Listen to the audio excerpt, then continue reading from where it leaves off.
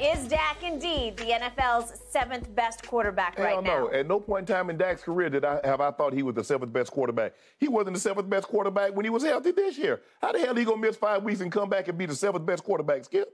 He was 11th in QBR last season. The seventh best quarterback? The seventh? The seventh best quarterback would have beat Jimmy Garoppolo at home. That's what I believe.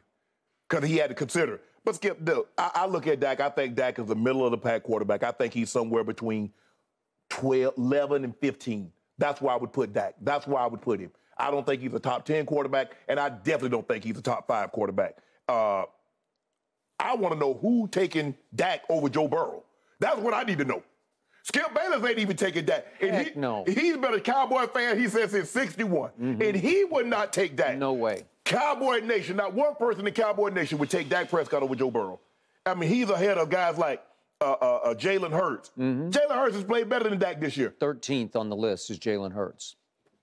Man, stop. Ain't no way. Ain't no way. I don't know who. I don't know how they come to these rankings that like Dak can be out for 5 weeks and come back and he's the seventh best quarterback. Hell, he wasn't seventh best when he left. So how the hell he gonna come back and be seventh best? My turn. What did I tell you kept happening low over these 5 weeks that Dak was out? You might be right. The longer he was out, the better he got. Until finally, on Sunday night, as Cooper Rush finally started to unravel a little bit in the second quarter at Philadelphia, Dak Prescott became a combination of Josh Allen and Patrick Mahomes with Brady's brain somehow. And all of a sudden, I open this analyst list, and I fall out of my chair. He's risen all the way to 7th on this list. Well, he hadn't even played, but he's all the way up to 7th. And what's the breakdown here? First line, Dak Prescott is forever underrated. How? I kind of thought he was overrated, but that's just me. Dak Prescott has quietly developed into one of the NFL's most cerebral passers. Biggest strength, it's odd how little credit Dak receives for the work he does before the snap. Well, I appreciate that, but all I really care about is what happens after the snap, right? Exactly. So, forever underrated Dak Prescott. The last time I actually saw him on a football field, he was completing 14 of 29 passes in the season opener at Jerry World on Sunday Night Football against the Tampa Bay Buccaneers, whose defense you find occasionally suspect, a defense that my homeboy put up 41 on, right? They hadn't been that good since opening night. Okay. Dak Prescott that night threw for a grand total of 134 yards before he got hurt, which was pretty late in the game. Right. His QBR that night was 18.6 on a scale 0 to 100, and he managed to put up on the scoreboard 3 total points. 3 total points, and he's forever underrated. And then if we can fast backward just one more game to the playoff game. Card. Yeah. It's 23-7 going to the fourth quarter. So you're at home, you're favored to win the game, and you have managed to score 7 points through 3 quarters, and the game is virtually over. And you do, Dak Prescott, what you have always done, which is a little flurry in the end. Shannon Sharpe could dismiss it as empty calories, and you do make it look respectable. But that's all it was respectable. And in the end, your QBR in that game is 32, scale 0 to 100. It's just not good enough because you got Jimmy G'd at home, to your point. And then if I can just hark back a little farther back to the Denver game at home when you stunk, to the game at my homeboy when you had the ball 12 times and managed 3 field goals, Thanksgiving against the Raiders. You stunk. You win the toss in overtime, and you can't get a first down. Really? And then against Kyler at home, and then Jimmy G at home, and then the Bucs defense at home and the season opener. I'm sorry, forever underrated.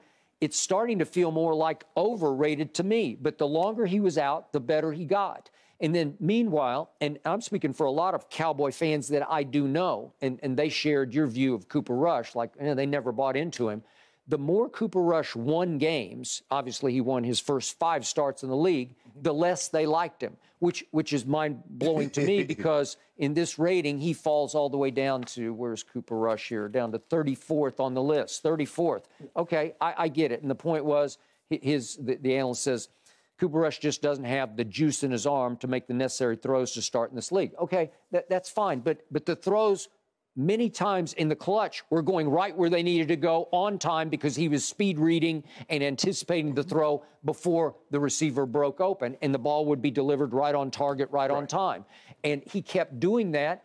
And the irony was, after he had the one flurry of unraveling in the second quarter, because remember, he got thrown up against the biggest buzzsaw in this league right now, which is the Philadelphia defense. They're on fire, taking the ball away. They're running away with the take-away race, which leads to them running away with the turnover differential race. So, Brad Baylor should have sunk more. I don't know why he took that step up, because the linebacker had the back in the flat, so there was no reason. He should have picked that. Okay, so there was a moment when I thought it was a touchdown. But my point is, those are both from 12 yards out. If you hit either one of those plays, then it's 20-7, and you would be on your way to scoring 21 unanswered points, because the first two drives of the second half, Cooper Rush engineered long drives with numerous completions to cut it to 20-17. Right. Okay, so my point is, okay, all he did was make throws. I don't know. And yet I'm not saying that he's better than Dak Prescott, because clearly in a vacuum he's not. He just played better than Dak has been playing, which is why it's mind-blowing to me you could put Dak above Joe Burrow. Yeah. Okay. There are a lot of guys that he's placed above that I'm like, okay. Really? I don't know what you guys, what film you guys are watching. All right, now let's do Jalen Hurts.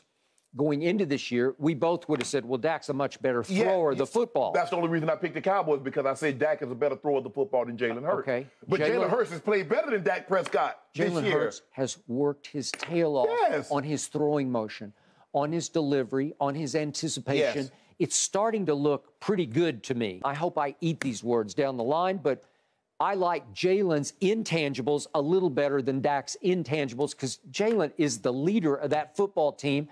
They love him. They play for him. They know he'll make plays for them.